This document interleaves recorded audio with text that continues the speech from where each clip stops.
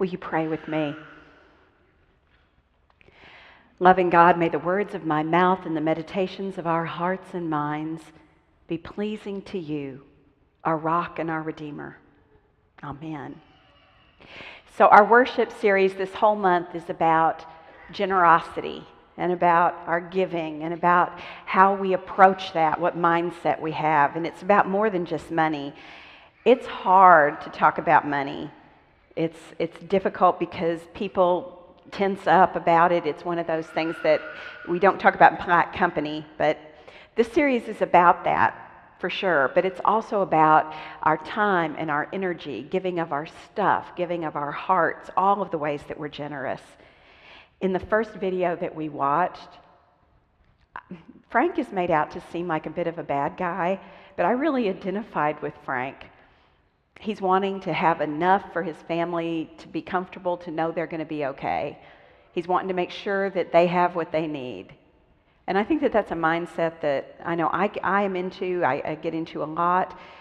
He didn't really care too much about hosting the family that had just come home from the Philippines. He wasn't too into giving the husband of that other family much. He found a second watch that he didn't wear that he could give him. And he mentions that he gave that family a monthly support check. I think they must be missionaries. And he was giving them, but then the first thing he said was, now that they're back, can we stop that? Do we get to stop that check? He didn't want to talk about the charitable giving plan. He really just wanted to make sure his family was okay. And if there was going to be any giving, it would be after that. So the whole question for us is, what do we put first?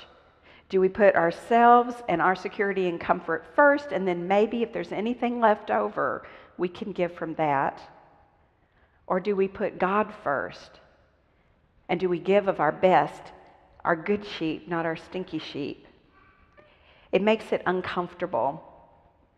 We saw in the film that Ray, the gardener, gave of his time and his service. Cassie, the wife, opened up her home to this family, and you could tell she had a heart for them and what they had experienced. And then Evan gave his all with this little plane that he loved so much.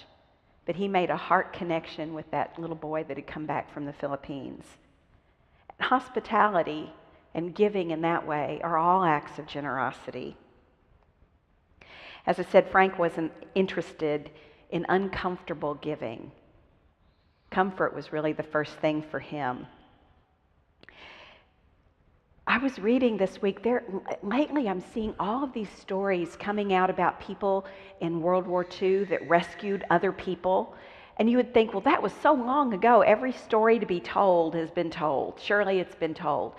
But in this past couple weeks, I've seen several. And one of them that really struck me was a story of a man. He was a Portuguese man named Aristides de Souza Mendes. Would you put his picture up? There he is, Aristides de Souza Mendes. He was a Portuguese diplomat, and he was serving in the south of France. His job, he was kind of a functionary, his job was to issue people visas that would allow them to leave the country. And when all of a sudden all of these people started swarming down to the south of France trying to get out, he was told by his government that under no circumstances would it be legal for him to write a visa for a Jew or for anyone who is expelled from their home country.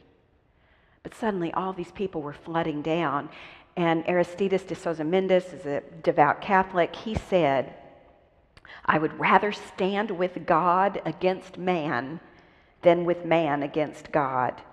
So he got his children and his wife, and starting on June 16th, 1940, they created a visa assembly line, and they were writing visas. They wrote 30,000 visas to get people out and out of the country. If any of you, it's an old movie now, but if any of you have seen Casablanca, you know they're waiting for them to get papers. This is what they're talking about, were these visas that they could get to get out or be killed because the Nazis were coming down and coming through. So 30,000, 10,000 of those were to Jewish people that he personally was responsible for getting out. He personally was responsible for getting Salvador Dali out to safety. And the Rays, who wrote, Margaret and H.A. Ray, who wrote Curious George, Those are just some of the people that Aristides de Souza Mendes was able to get out. But he knew that if he got caught, he could be killed. His whole family could be killed. What ended up happening was Lisbon found out what he was doing, and they called him back, and they stripped him of his job and his title, and he and his family lived in poverty pretty much for the rest of his life. And there was a shame about it too. People would ask, is that your father? And they knew that he had done this shameful thing. And so he gave everything he had. That was uncomfortable giving. But he was put in a position to do that. And so he stepped up and he did what he could. A few weeks ago, we talked about the Belgian town of Jael, where they take in the mentally ill just to live in their homes with them. That is unbelievable hospitality. I mean, I want you to think for a second. Imagine somebody from church or wherever says, we have this gentleman, he is severely mentally ill and he needs a family to stay with, so how about he come live with you? I'd be, I don't know. I would immediately start thinking of my excuses. So I'm not that much different than Frank. I'd be thinking of, it's inconvenient, all of the things. What could this mean? But the people in jail just say, yes, that's what we do. Come live with us. And these people will live with them for decades. Can you show the picture of that gentleman has been living with this woman for almost 20 years? And it's not always easy, not at all. But there's a lot of love and respect there. And there's incredible hospitality. That's uncomfortable giving. You go ahead and take that down. It's uncomfortable to give of your first and your best, but it's a shift. This is the whole pivotal thing of shifting from, I need to make sure that I have enough. That's up for me right now. We have got to get our house painted. It is a scandal, the peeling paint, and to me. And our porch is a terrible mess. And so I'm worrying about where are we going to find the money. And so then it makes it harder to give. But that mindset of make sure I've got everything I need and then I can see what I can give is not the way of Jesus Christ. So I know I need to make this shift of my first and my best goes to God, and then there will be enough left over for what I need. And live that life of discipleship. Live by putting God first in my heart and my soul and my mind in the way that I live. But that's a radical shift. So that's what we're going to be talking about, is how can we make that shift to seeing our generosity in everything, in our stuff, in our time, in our money, as being a part of our worship and a part of our way of loving God and letting that come first. So stay with us through this month as we move through these. It is uncomfortable. That's what we're looking for, is the uncomfortable giving of I'm going to make God come first. And we are all in positions to do different things. I'm probably not in my lifetime going to be in a position to take in a Syrian refugee family. But I might be able to have my tithe go to helping Genesis provide a place for homeless men to spend the night through Room in the Inn. I might not be able to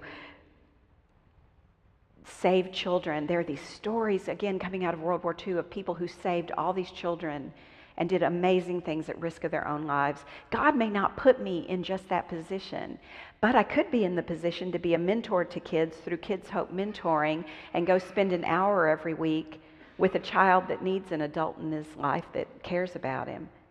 So wherever you are, look at where God's put you and what can you give?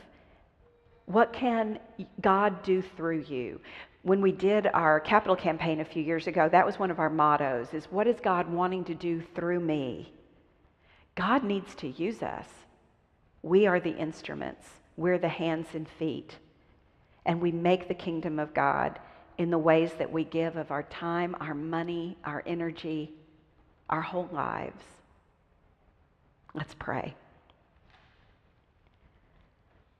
Loving God, you have asked us to love you with our whole hearts, our minds, our bodies, and you've asked us to love our neighbors as ourselves. Help us to be love in this world. Help us to be people of generosity doing more than's required. Grow us into your people. Work through us, God. And all God's people said, amen.